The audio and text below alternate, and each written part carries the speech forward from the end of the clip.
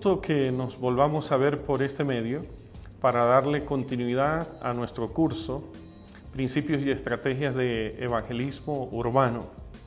El día de hoy quisiera compartir con ustedes factores claves que determinan el éxito en un ministerio urbano. Para ello, obviamente, es supremamente importante que pensemos en cómo integrar todo lo que hemos venido hablando desde la teología de la ciudad, desde la sociología de la ciudad, hasta llegar a este punto estratégico como hemos venido trabajando. Por eso ahora me encantaría compartir con ustedes 7 factores que fueron descubiertos en una investigación doctoral a nivel PhD que se hiciera en el Seminario Teológico Fuller en Pasadena, California, allá por los años 83 hasta el 85. Estos 7 factores fueron posteriormente reelaborados o ampliados por Christian Schwarz, el líder o fundador principal del movimiento de biocrecimiento de la iglesia o bioiglesia. Ahora, de los 7 factores, el principal que aparece curiosamente a la cabeza de todo este proceso es el liderazgo pastoral. Es que es así, en todo proceso de crecimiento de la iglesia, quien lleva la iniciativa, la visión, el liderazgo, es capaz de motivar, inspirar, desafiar. Es un factor definitivamente importante para promover el desarrollo de la iglesia del Señor y particularmente de una misión con un enfoque urbano de esta naturaleza.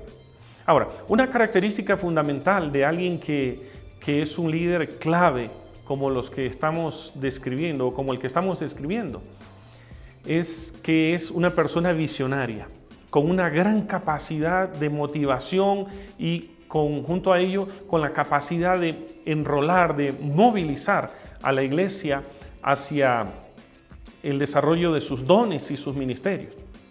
Una segunda característica de estos pastores y líderes urbanos tiene que ver con el ministerio de la congregación, es decir, que tienen la capacidad para integrar todos los dones de la gente, de tal modo que en vez de que exista tan solo un 10% de personas insertas en el ministerio de la iglesia, la idea es que cada vez hay un grupo más creciente, un 30, 40 o 50%. Déjenme darles esta clave.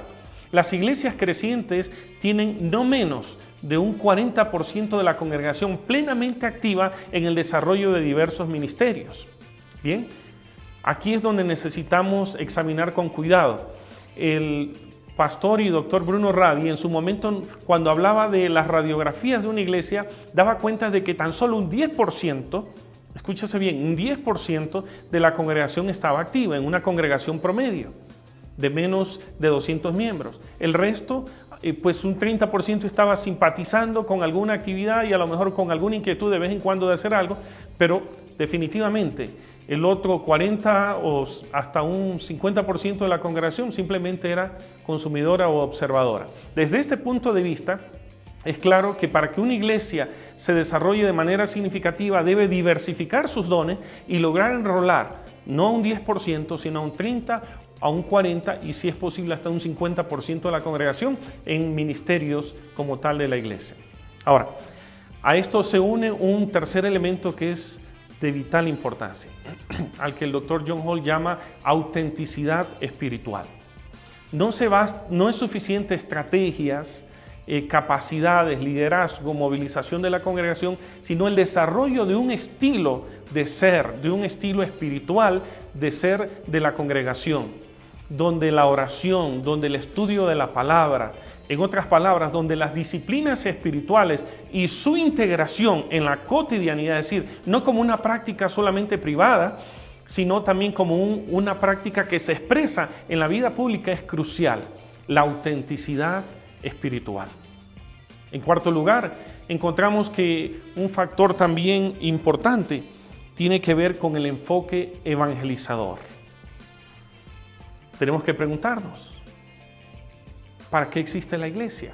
Cierto es, la iglesia existe como colaboradora de Dios en el desarrollo de su misión para restaurar todo el mundo creado, Pero vamos, ¿cómo va a lograr aquello si no empieza por el inicio? Y el inicio es por medio de la evangelización. Así que una cuarta característica de iglesias y de ministerios urbanos es que independientemente de lo que realiza, tiene un fuerte enfoque evangelizador. Tienen esta conciencia que toda buena diaconía debe ser eminentemente evangelizadora. Y toda expresión evangelizadora debe ser sólidamente diacónica, es decir, debe haber una integración sólida.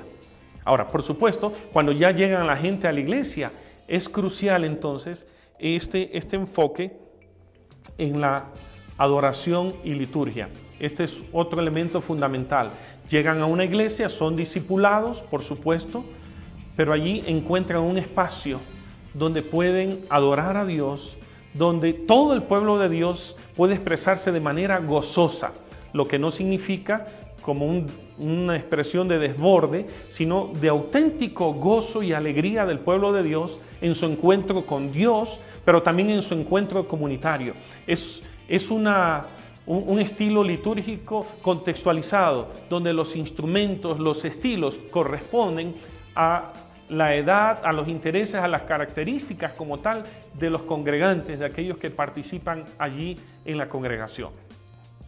De otro lado, otra variable importante tiene que ver con la pertinencia estructural, es decir, la forma de organizarse, la forma de liderar, la forma de ir incorporando a una mayor cantidad posible de gente en el desarrollo del ministerio de la iglesia.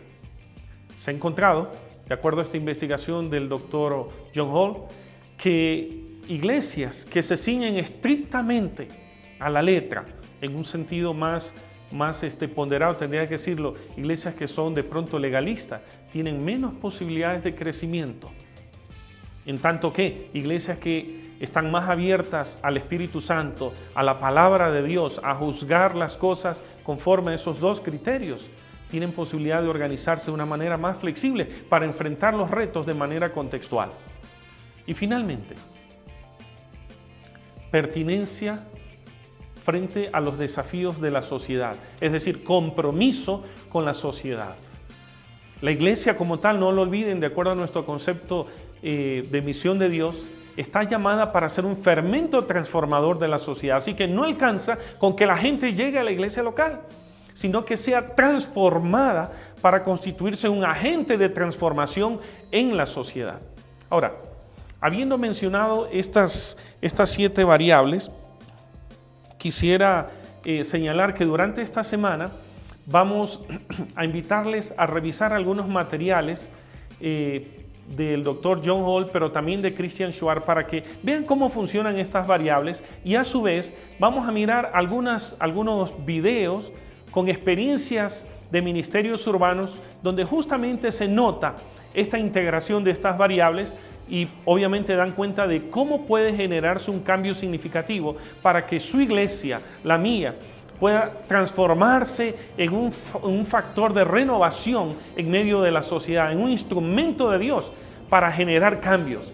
Ahora, quiero animarle a que revise algunos modelos de iglesias y miren cómo estas 7 variables que hemos compartido están allí presentes. Durante esta semana, por favor, vea en el internet algunos modelos de iglesia. Le aconsejo, por ejemplo, mirar Casa de Oración ahí en Paso Ancho, en Cali, la Iglesia Nazareno Central ahí en Brasil, y como estos, otro modelo. No tienen que ser exclusivamente la Iglesia Nazareno.